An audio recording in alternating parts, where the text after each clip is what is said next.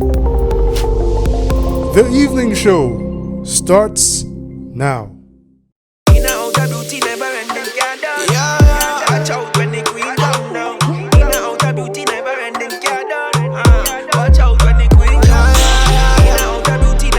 one is dedicated to all of me queen.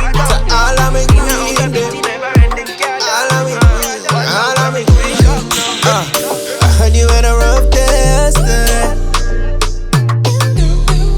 I heard about the hurtful things they said to you. It made you feel some kind of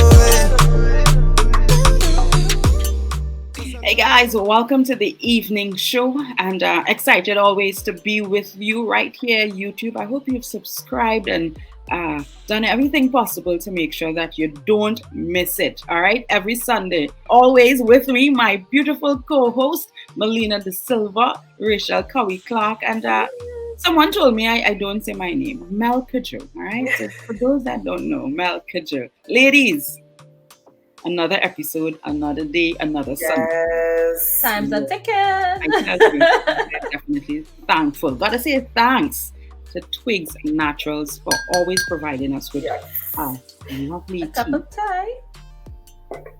It's really good. What are you having today, Rachel? I know you decided to have something different. I'm having moringa tea today. Very It's supposed to be pretty healthy. Do you add honey to your tea, Rachel, at all times? No. I don't add it at all times. I have to be honest. I add it sometimes. I'm trying to get in front of the screen here. Okay. One day it'll work. So I add honey when I do tea a lot of times, but not all the time. Sometimes it's just on the go and the tea doesn't require it. Right. But it's good in terms of having a regular boost because it's really good for your immune system. And especially I was about to ask that. What are some things that honey is actually good for? I'm happy you said immune because that's something we need to build at this time. No, really. That's really one of the things that we use it for now. And a lot of our customers continue to ask, please ensure that I have my supply of honey, because we mix it with garlic. You could mix it with onion. My mother does a kind of onion juice tea. So she's put it out, cut it up small, and then let the onion spring the water, and you mix that honey in there. Another good old home remedy. Let's say you're looking like a more honey and lime than a honey and onion. I'll take the honey and lime. Yes. So we have honey and lime. You have honey and turmeric. You know, a lot of things people do it. Yeah. Good to be immune system. That one is really good. And you do candles as well, right? Yes, I do. I enjoy doing candles. I'm experimenting a lot with the scented candles now, but I used to do a lot of rolled beeswax candles. And check me out for it. I'll hook you up. It's really good even with the recent Sahara dust. It helps because it emits negative ions, so it clarifies the atmosphere. Beeswax candles, that is. And I felt it firsthand because I struggle a little bit with my sinus sometimes, and working from home, I feel enclosed in this house all the time. And I light my little beeswax candle, and whoop, it helps. I learned so much today about honey. Building your immune system. Yes, the busy bees. Melina, Yeah. talk to me. Beauty with Grace Salon and Spa. Yes, Gil. So in light of building our immune systems and doing things to help us with this COVID season that we seem to be full-blown in at this point in time, having a clear respiratory system is very, very important. And I know that's one of the areas that this virus attacks, in that people find it difficult to breathe. So we have a herbal facial steam, but if you put it in hot water and you just inhale, because we have different ones, say peppermint, lavender in it as well, which helps clarify and remove any mucus buildup that you could possibly have in your lungs. So it really helps if you do deep breathing over a warm herbal steam. So you just like boil some water, put it in a bowl. Yeah, so you empty the pack, you empty any one of the packs in the herbal steam into a bowl, and then you put boiling water over it, and you just inhale the scents that you get from it. And like I said, peppermint is a very, very good herb to use to clear up your any mucus that will possibly be in your chest, or even if you have any congestion, just as the honey. Yeah. Yeah. I know sometimes with those steep, sometimes they tell you put a towel. Over your head. Yeah. over your head, or even if you have one of those facial steamers, just putting your face over it and just inhaling the steam. I mean, you're not going too close to burn your face with the steam, but close enough so that you get the steam, so that it helps clear. Because if you put essential oils sometimes in water, because sometimes people use mental crystals, and you know how clearing that is. So it's almost the same effect. Mel, would you recommend it for kids as well? Or the herbal facial cream? Yeah. Yes, because it's actual herbs and it doesn't have any chemicals, and it is 100% natural. So it's actual peppermint, it will be actual lemongrass. It's the actual herb. So there's no chemicals, no toxin in it whatsoever. So yeah, it's safe. 100% safe. And of course, if you want to maintain social distancing, you can come and produce your online show. I think we were all. Now, guys, do you know, before we head to our next segment, do you know that there are about 12 countries that are COVID-free right now? Yes, North Korea is one. I know one, Tonga. If I pronounce properly. Because we have our Czech minister. One as well. Solomon Islands actually still COVID-free. Yeah. Well, I guess they probably close now. Nobody coming in. Stay where you are. We good. Yep. We're good over here. No, I was hearing with North Korea in particular. I was reading an article, and they said earlier in, I think it would have been March, that they thought someone may have had it, and then they realized no, they were safe. Yeah. But a lot of them, if you do the research, a lot of them closed their borders pretty early in February, I think. I think North Korea was the first to close off borders. Right. They weren't playing. And I know for Samoa and Tonga and a lot of them, because their population is very small. Right. So they really can't afford to have any... be losing people, Yeah. I know a lot of them, they shut down coming in and going out, like totally. And I think one of them, they are in a state of emergency until... Oh, wow. Right. I'm like, this is... Yeah, it's serious. They should. And of course, they're getting the results. Yeah. They're staying COVID-free, yes. Oh, I love for us, our country, to return to that state. Yeah. But you know what? We haven't got to that stage. Yeah. We haven't gotten to that stage at all. But don't go anywhere. Here's our next segment. Keep it locked.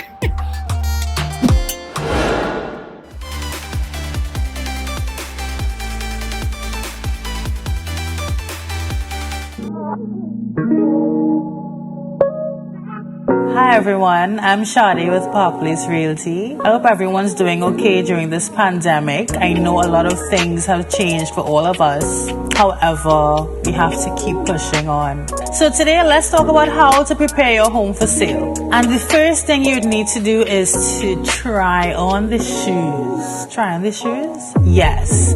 That means we want you to first put yourself in the shoes of a buyer. Take a drive for about 15 to 30 minutes. Come back.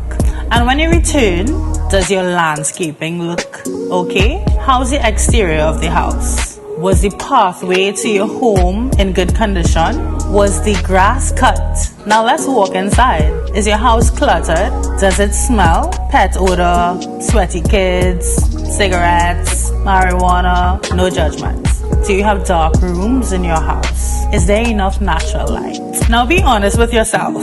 If you've answered no to any of these things, let's start there. Now lastly, the factors that affect how well we sell. The price. The price is the sweet spot between us getting you the most profit as well as listing it at a price point that's competitive in your area. You're going to have to start listening to your agent. If you don't want to get a valuation, you need to listen to your agent who's a professional, who knows what he or she is talking about. Not because your neighbor next door or a few houses down would have gotten their house sold for $5 million, your house is going to be the same price. Please listen to your realtor. Is your house clean? It should be in tip-top shape to appeal to all your buyers. Now, marketing. The same tactics that would have worked 10, 15, 20 years ago would not necessarily work in 2020. You need the most up-to-date and innovative methods of promoting your home if you need it sold today. We at Park Place Realty, we use professional photography as well as videography, virtual tours, etc. So if you need to call me, if you need any further information regarding the listing of your home, regarding other homes for sale, etc., just call me or WhatsApp 868-385-1669. Follow me on Instagram at Park Place Realty Trinidad. I'll say it again, at Park Place Realty Trinidad. Okay, peace and love. Stay home, stay safe. I'll see you guys next time. Take care.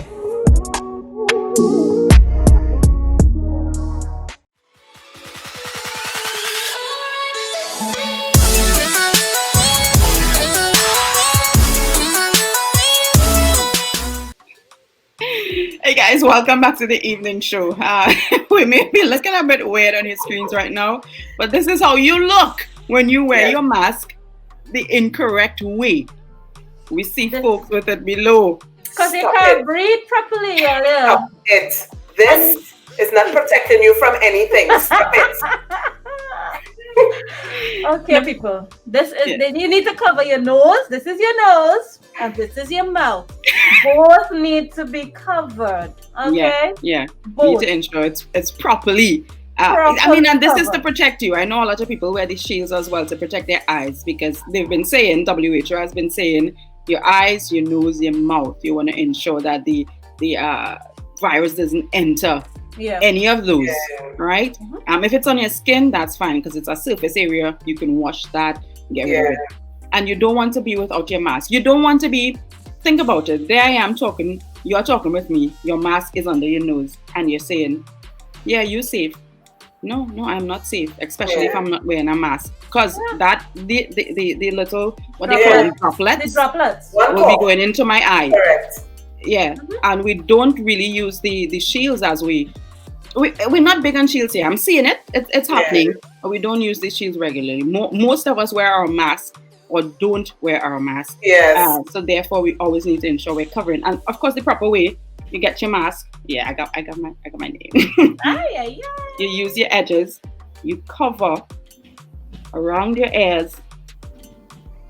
Good. And I go about my way. When you're removing it, likewise, hold the edges, take them off, place them into a bag, sanitize your hands. Yeah, I took my time with these steps, ladies, because I want to believe we're not doing it because we don't know what we're supposed to do. And the numbers are increasing, which is proof that we are not. Yeah. Right, guys? So this is not it.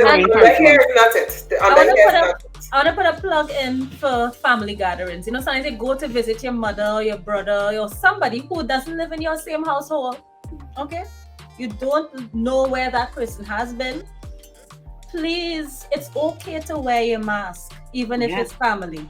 Right? It's a sign of respect. It's a sign of I care for you. And please, mommy, please, brother, please, sister, wear your mask. Yeah. Oh, I know it's hard. A lot of people are saying, but they need the interaction or they're missing. And thank God for technology. All right, you can go online. There are so many options via Facebook, via Zoom, so many WhatsApp, platforms. you could do a WhatsApp video, a video call. A good old call as well. Yeah. Good old-fashioned call. Yeah, it's quite okay. Yeah. If you're going to you went to drop groceries for them, say, Mom, the groceries by the door. Yeah. And let's talk about that as well. How do you guys deal with your groceries? I'm not there's a bowl. No, sweetheart. So you just put in uncleaned products into your pantry. No. There's a bowl. There's a bowl. Consistent. No, I don't play. A bowl of bleach water. Yeah. Waiting, and as they come out from the bag, they're white and somebody has transferred. It does not go into the cupboard without first being cleaned. So you have to do that because you don't know, somebody probably gone through the aisles, not wearing their mask properly. You have no idea. You're probably doing the right thing, but everybody isn't. All right, guys, so there are some myths. We want to debunk. And guys, we are not about to knock anyone with these myths, all right? So don't take it personally. Don't come for us. We're just going to let you know it as it is based on the WHO sites, which you can check yourself. And of course, we have our health.gov.tt local sites that you can check as well for information on our COVID and updates and what you should do and that type of thing. All right, so myth number 1. Sunlight does not kill COVID. I was waiting. It does not. Clearly, the sun not working in our favor at this point because the numbers are increasing. Myth number 1. Yeah, myth number 1. Sunlight does not kill. And WHO, if you go onto their site, they actually say exposing yourself to the sun or temperatures higher than 25 degrees Celsius does not protect you from COVID-19. You can catch COVID-19 no matter how sunny or hot the weather is. Countries with hot weather have reported cases. We are either rain or sun, and we have cases. Obviously, sunlight does not kill COVID. Yeah, these are just some facts that we want to drop on you.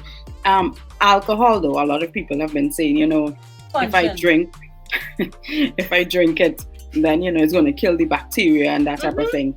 You can go on. You can go and check the myth debunkers. That is not a true rumor. Actually, they've been encouraging, and Dr. Sophia Mohammed, hi doc, she has been talking about this for months on a program that she had talking about COVID preventative methods and tips. And they've actually advised folks, if you're an alcoholic, if you can help yourself by drinking less. Let me explain. You're putting yourself at greater risk when you drink alcohol, simply because you're weakening your immune system. That's it simply put. Correct. That's it simply put. So it does not. Yeah, you're putting your blood cells, you're fighting blood cells, you're putting them to sleep. Those white blood cells are going and take a nap. And I mean, your liver, your kidney, these type of things. Alcohol. Yeah, and you want to ensure that every part of your body is functioning 100%. Yes, to be able to fight, your immune system needs to be 100. So if you need to drink something, some Redoxon in water would be great. That if you need a burn, that would be it. Vitamin C and zinc. And of course, there are a lot of natural remedies as well. Yeah. Another myth that people had, it was mainly seniors and older people and people with pre-existing conditions that were getting COVID. Now we have younger people getting COVID. Yeah. So it's not about your age group, it's partially about your immune system. Yeah. Okay, so this is our encouragement to you, because we love you, because we care for you, and we care for our nation, Trinidad and Tobago. It's just 1.3, we need to ensure that we can't afford to be losing folks, Nope. or losing any more folks. We give our condolences to those who would have lost family members. It's really, really disheartening. And even though they may not be my family per se, it's still a member of the country, and we just want to offer you our condolences, and we just hope that, by the grace of God, you can find comfort in him. So, of course, as promised, Dr. James Clark of Lifestyle Medicine Center, he is back with us. And he's going to be talking to us. He's going to be talking with us about a lot of things that we can do as well for our immune system and women's health. That's what we're zeroing in on today, ladies. Women's Call health. your girlfriends. Call your girlfriends. Just call your husbands. Call your husbands. Hey, it's the evening show. Up next, our Leaving a Legacy segment. Keep it locked. I recently did the C license. Hopefully I passed. I think I passed. But you never really think you fail, but I think I passed.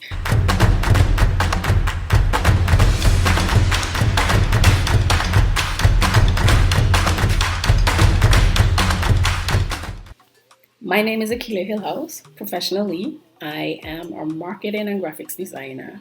And of course, I have my little football background.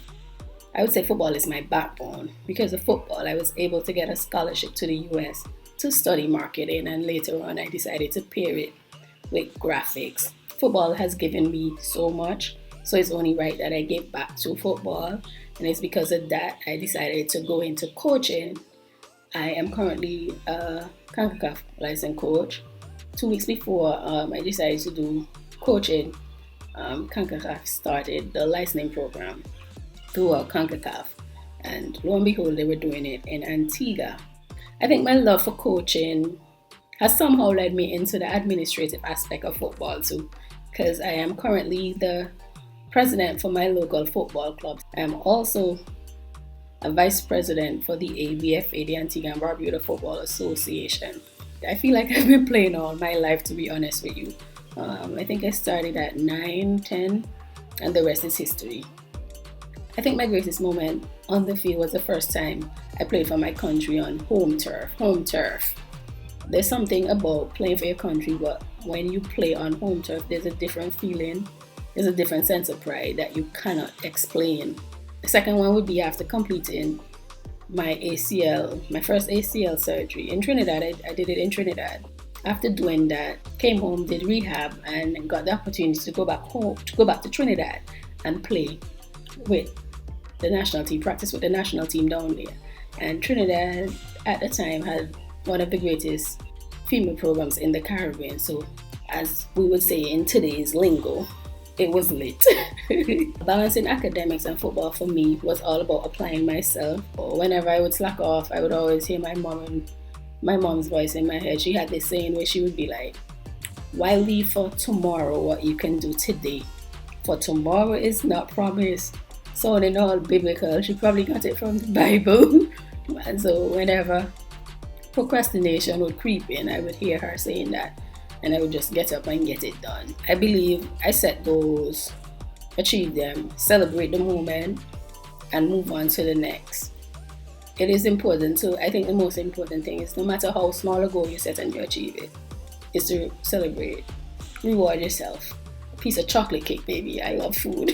So it's always maybe dinner or just a beach. I love the beach, so dinner or beach, or maybe even both.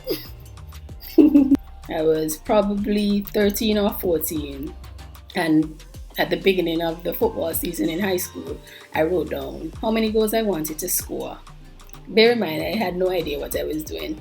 I wrote down how many goals I want to score, the number of games we were playing, and how many goals per game I'd have to score to get to the final target. I forgot about it, wrote it down, forgot about it, and one day I was cleaning my room and I found a book. Went in and I was skipping through it, and I realized, wow, the exact number of goals I wrote down, that's the exact number of goals I scored. And I think that was when I decided from here on out, anything I'm going to do, I'm going to write it down. Even if I put it away, I'm going to write it down, because there's something about writing down your goals that just makes it more realistic or makes it come through. And literally write it down, not type it or anything like that. If you're going to pursue a career in sports, it's all good to say, I want to be a professional player. But I think it's important to have a great foundation first. And when I say a great foundation, I don't just mean educational, because I think a lot of people forget how important or lucrative having a skill can be. Developing a lucrative skill outside of football, if possible, is definitely a must. Also having a plan B, C, or D if necessary. And who knows, maybe you might master plan A so much so that you can put B and C on your plate and have more than one income or more than one hobby to fall back on. My mom, I don't think she had a serious back injury, but her back was giving trouble to the point where the village, I don't know what you guys call them in Trinidad, but we call them village doctors, then our medicine woman would come over every night, put her up against the door and just rub her back. And I remember hearing my mom moan. But you know what? Every time she finished rub that back, my mommy feel good. And I remember after the lady passed, I remember thinking, oh my goodness, this woman passed with all that knowledge. And she didn't get to pass it on. I don't think, and she was a nice, mellow, jolly woman, so probably nobody wanted to learn it. But I wish I was of age just to learn that, so I can carry it on. So passing on knowledge for me is very important, and I think that's primarily why I enjoy coaching so much. And I love coaching the under 14s. I love coaching the under 14s because they're so willing to learn, appreciate the small things, celebrate your small goals. If you have something that you want to do or accomplish, with it being ethical, go for it. Don't let anybody discourage you. At the end of the day, for me, it's about empowering others. Granted, you might want to empower some people and they might not be receptive, or they might think you come off a little, I don't know, aggressive because you expect better of them. But at the end of the day, if your intentions are good, why not?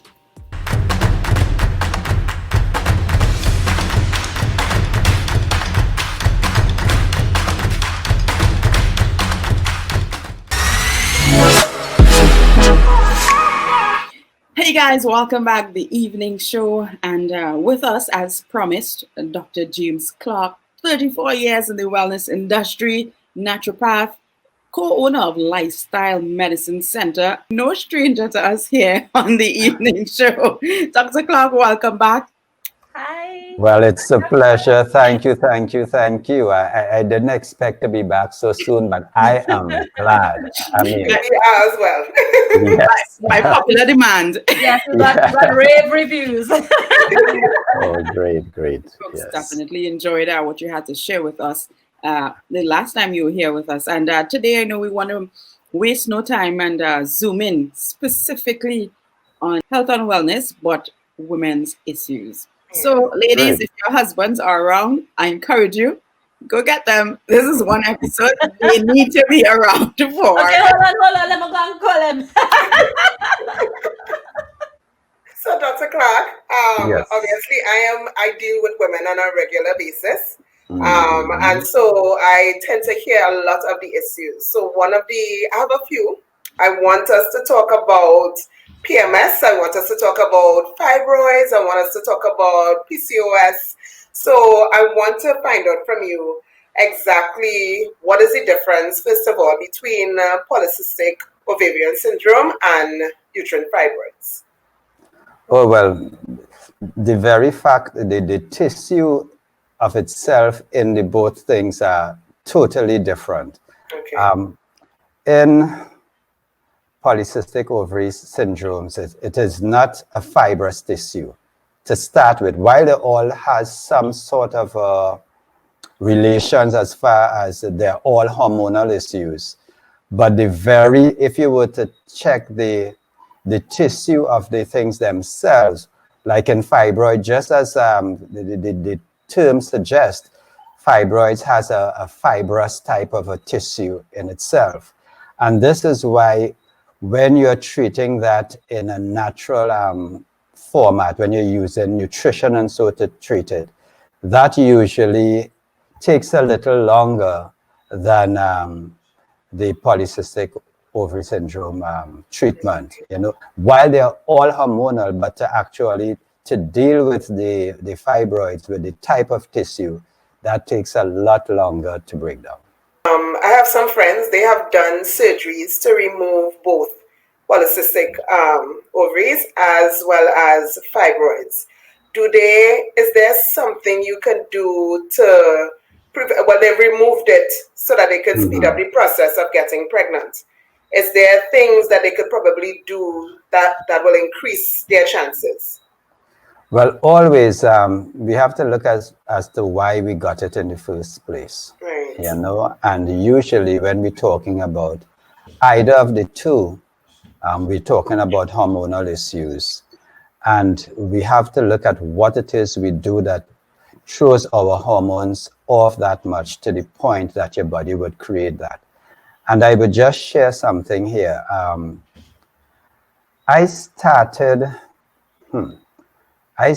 somewhere in the 80s, I think, somewhere in Port of Spain there. And back then, the only issue I used to hear about was fibroids and ovarian cysts. And the protocol for that was pretty simple. But I went away, I migrated. And then when I returned after a few years, probably about 10 years, it was this whole new thing that was, people were coming in with this polycystic ovary syndrome situation. And when we start to look at our changes over the last few years as to how we eat, and even a lot of our other lifestyle situations, you would see why that is in fact so. And the thing is that we basically have been using a lot more processed foods to start with. Right. The same thing that we started, we ended off all last week, the amount of sugar intake, because polycystic ovaries in particular has to do with insulin resistance and so forth, how we metabolize sugar. And this is why the conventional protocol is that you would use metformin or something like that, right? This is what is the standard treatment in medicine to try to mitigate some of the situations with polycystic ovary syndrome. So what it is that we are doing that is causing such a rise in polycystic ovary syndrome, to the point that they said if you see a group of 5 young ladies in high school, in a group, at least 3 of them will have polycystic ovary syndrome. And I mean, that is crazy. That is high. Yeah, that is crazy. So what are we doing? What are the things that throws this off that much? One of the big things is our fats. The type of oils we are using in our cooking. Those of us who do a lot of outside eating, you know, we have that. So the people who cook in the restaurants outside, if you were to go around their garbage past when they're putting their stuff out, you'll see they have these big yellow containers. That is the oil that they use. It is the lowest grade oil. It is high in omega-6s, and therefore it is prone to cause a lot of inflammation. Nothing throws off your hormones like the wrong set of fats in your system. You know? So when we look at vegetable oil, which is what they would have, that is a form of vegetable oil. When you look at corn oil, soybean oil, these are very, very high in omega-6s. And the ratio that we should have is like a 4-to-1 ratio, where we should have 4 times of omega-3s to 1, 4 parts omega-3 to 1 part omega-6. And we pump in a lot of omega-6s, and it causes a lot of inflammatory response, you know, so it causes inflammation. It is an inflammation causing fat or oil.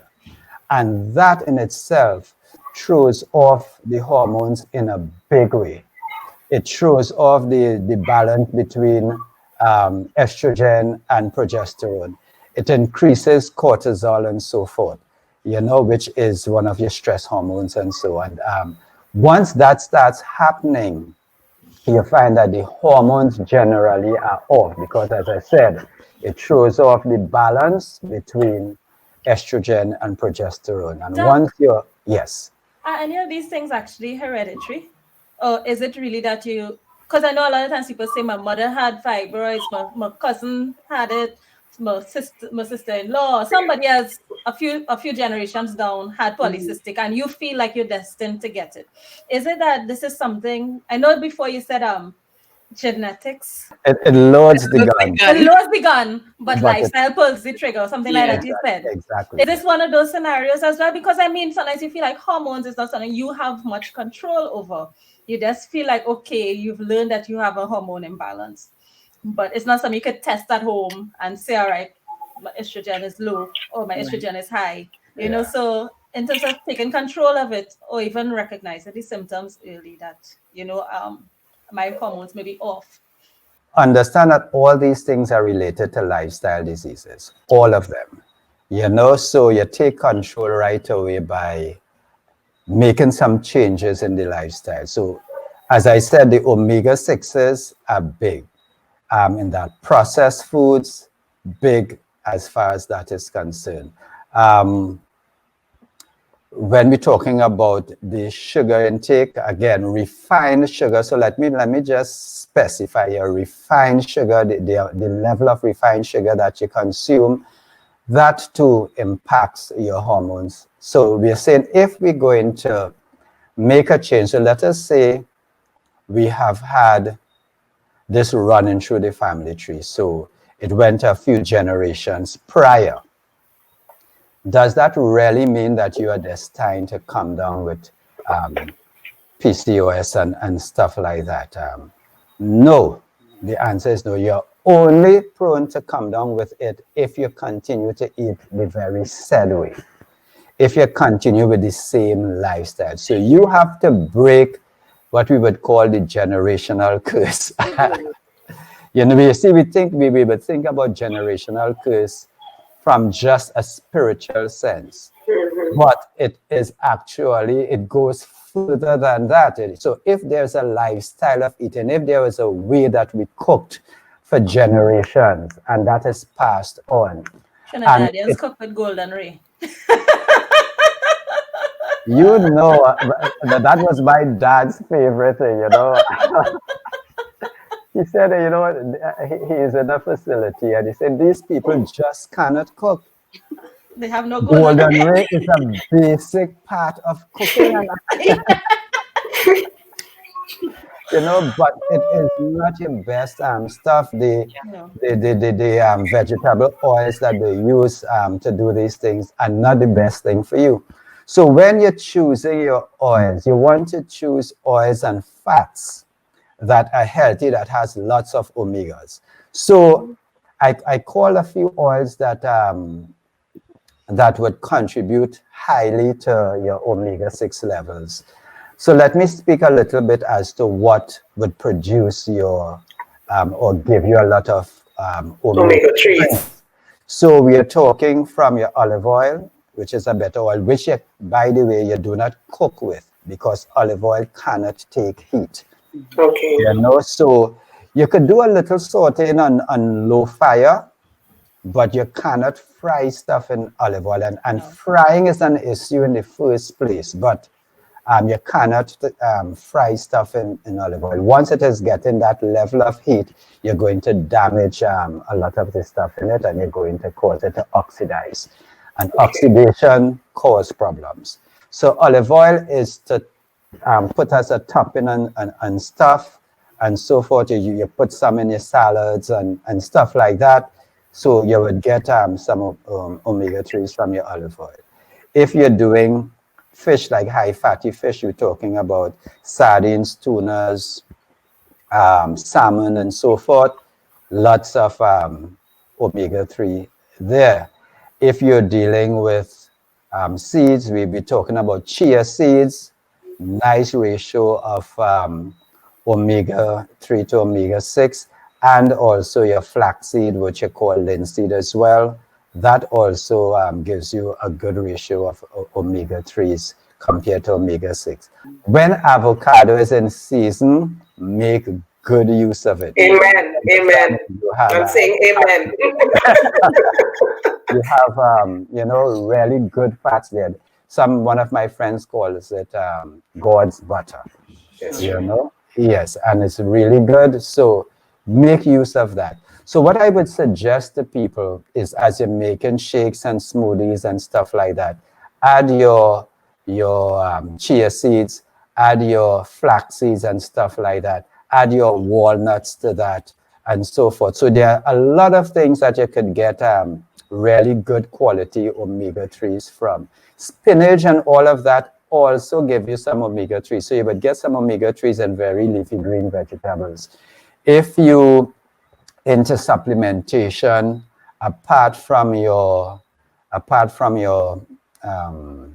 omega-3 direct supplements, but things like spirulina and chlorella and stuff like that, they too carry quite a bit of omega-3s.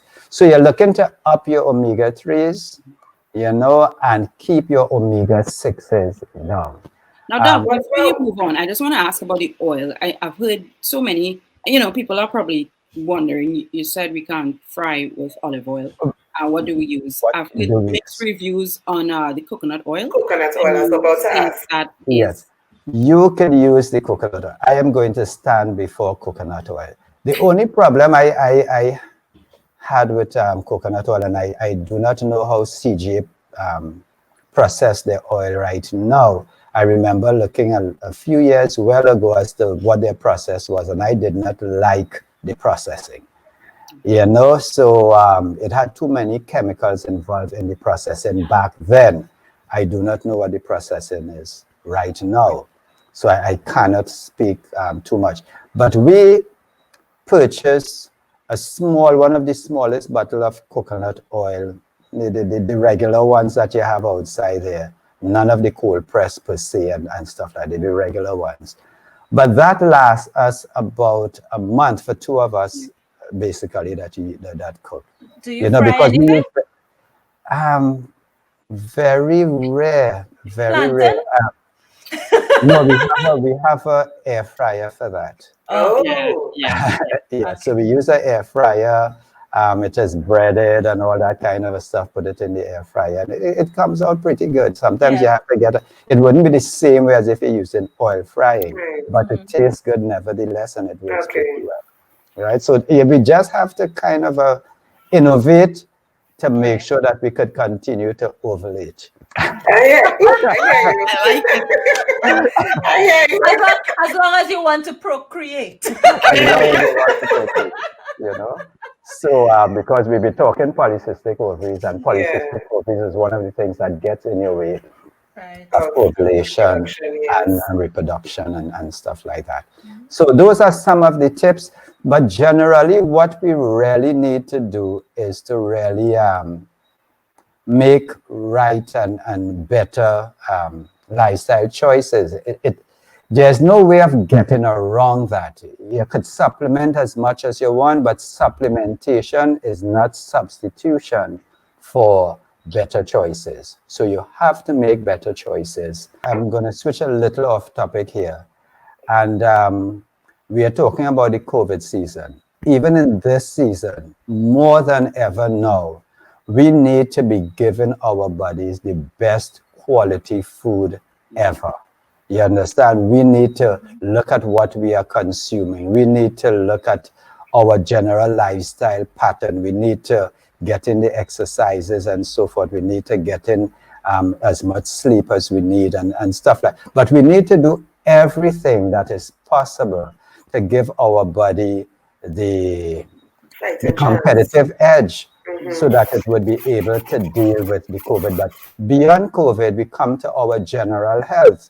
And so we're talking about PCOS and so forth. Again, it's better choices. So we make better choices. If we could do more home cooking and prepare our meals, so that means you have to decide. You would have to start doing a little more prepping. So you could prep stuff like on the weekend, put them out in parcels, put them in the freezer.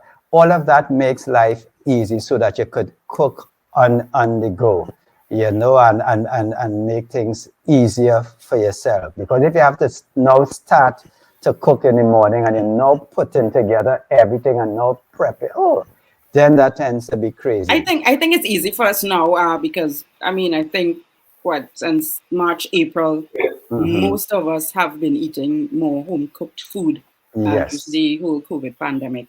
So I really don't see that for most being an out of the way thing. And as you said, it helps build the immune and give you that fighting chance or that edge that you need. Now, Doc, I just want to go to something that we would have discussed off air prior to coming on, and Rachel mentioned it. Rachel, I don't know if you want to take it. I don't want to take your question from you. Well, one of the questions we asked, Doc, is PMS even real? Isn't my husband just imagining that my mood is changing? No, PMS is definitely real. It is a real thing, but it is not a normal or natural thing. Oh dear. Okay. So in other words, we We ought have a not, problem. it is not necessary for us with PMS to have to go through all the painful period and stuff like that. That is not something that you say, well, this has to be. So Right. if we are going through that, is because things are off balance, you know? And of course, you're having your mood shifts. And we're saying that men need to understand their wives. They need to understand when the cycle is coming in. So if you see certain type of behavior, you need to be understanding about that, you know? And that is what makes All the women are nodding. that makes man a real mature man. I got me a good man. He knows. Yeah, you need to know your wife. So when you see something happen, or she might snap at something where you find she's a little edgy, understand what is going on then. Maybe that is the time you need to make sure that she's eating the right thing.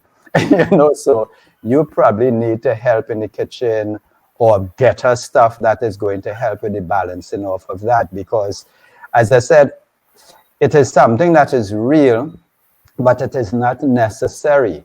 And if we were eating a little better, if we were eating a little more balance for that, you find that we would have the shifts, but we would not go through all those experiences. I see people who cry, who get very, very cryy at that time. And if you check your progesterone levels really plummeting and stuff like that too, and we don't have much things to test that here, but you would see it, you know. So progesterone has to deal with your mood swings as well. Yes, big time. I mean, big time. Are there supplements that we could take like beforehand? Like I find for me, I tend to feel as if my blood count is really, really low just before. Like I get headaches and so on. So are there supplements that we could take before that will help prepare our bodies better for that time?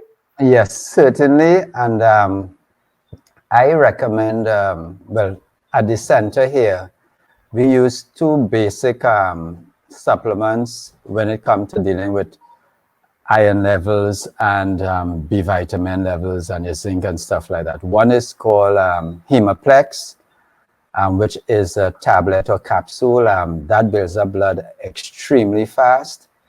And the other is called Flora-Vital. Those are the two things that we tend to use quite a bit of, you know. But again, if you're doing, like people who like to juice and stuff, you keep your green juices up and so forth. And that goes a long way. So you're juicing your celery, your apples, your stuff like that. So at least that week before, if you get into some juicing, if you weren't doing that throughout, that would help you. And you speak about juicing. Do you believe in the superfoods where they say kale is a superfood and sometimes broccoli and these green foods? They are superfoods, and they're called superfoods because they're loaded with antioxidants. But apart from that, they carry a broad range of nutrition as well.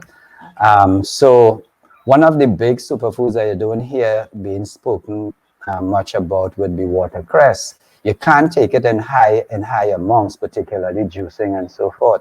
But watercress comes under the same family as broccoli, cauliflower, and cabbage. You know, that is that same in the same grouping. So therefore it is anti-cancer and all of that. But it also helps to build blood and clean blood and stuff like that as well. I think a lot of us just have bad memories growing up. Eat your watercress. We've been forced, so we're like, it's not our go-to. Would liquid chlorophyll help as well? Liquid chlorophyll would also help, yes, because that too, chlorophyll is like human blood except in the center molecule. Chlorophyll is the blood of the plant, and the difference between the chlorophyll and human blood is what is the center molecule. So in chlorophyll, it is magnesium, and in human blood, it is iron. But your body will take chlorophyll and make really nice blood. It helps to clean and all of that too. So, Doc, with respect to polycystic ovary syndrome, is at Lifestyle Medicine Center, if there's a young lady, maybe based on her mom having it and the grandmother, is it, can we come in there and get a test as well? I know it's an easy test with the blood. Will that test be able to tell if it's something that's happening? And of course, would you all give the counsel in terms of how to go about with eating and lifestyle to help prevent further complications?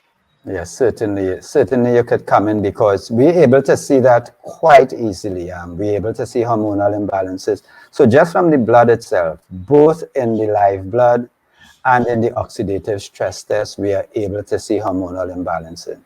And then apart from that, we do something called a bioresonance scan.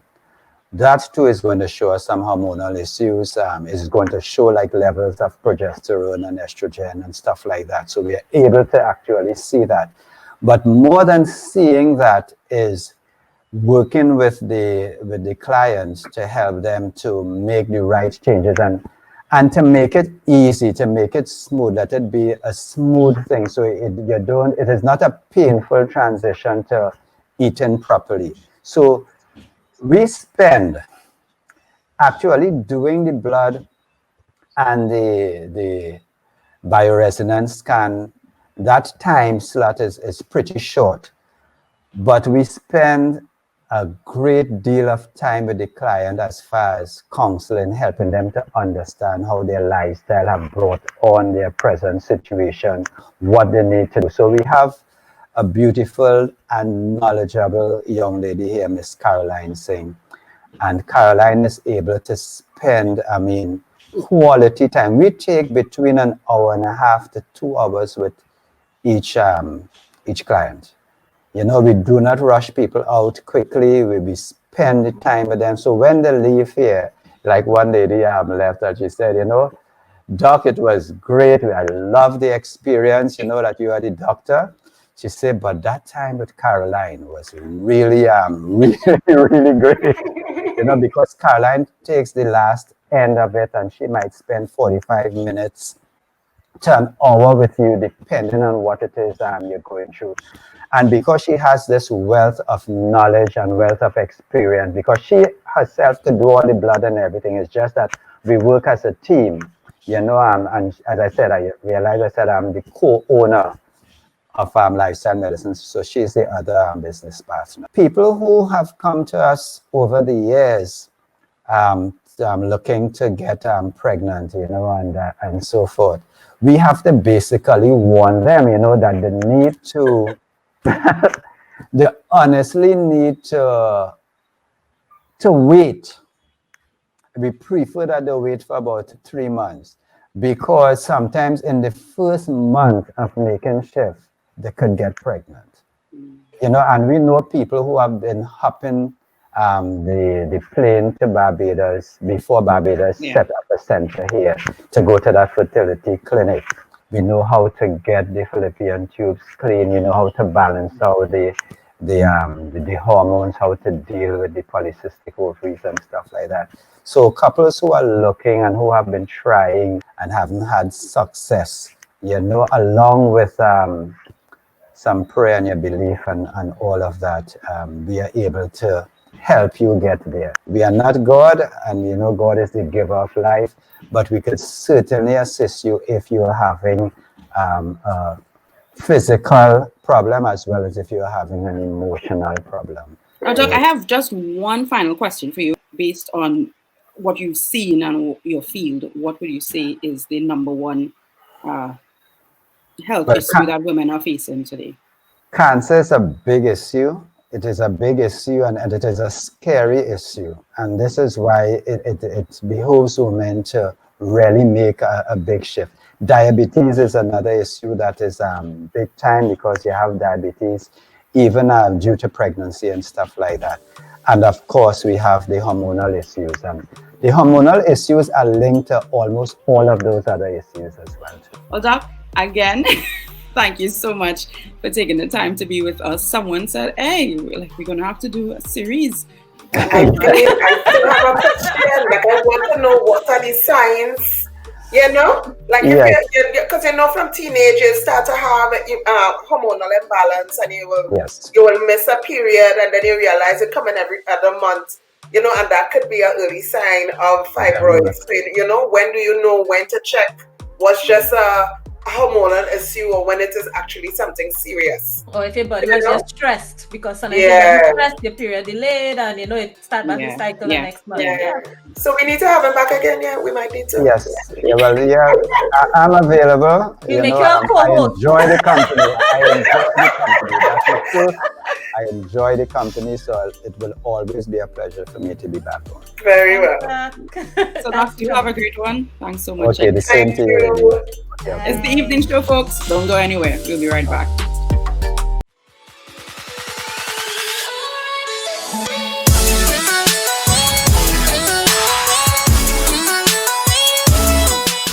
Hey guys, welcome back to the evening show. Gotta say thanks to our special guest, and I think, ladies, you will agree with me. He's no longer a guest; he's about to become a co-host. Yes, we will make him a co-host. I'm telling you, because he has to come back. There's still questions, human. Yes, he will come. We will split the screen into 4 because we need him back in. And we just need him to talk. Maybe we shouldn't ask any questions next time and just let him run. Because my goodness, it's as if there is a wealth. That he's just it's just be flowing. So we definitely need to have him back for sure. Definitely. So thanks again to Dr. Clarke and Lifestyle Medicine Center for just providing the information to help us to ensure that we are functioning physically a top shape, the best that we can be.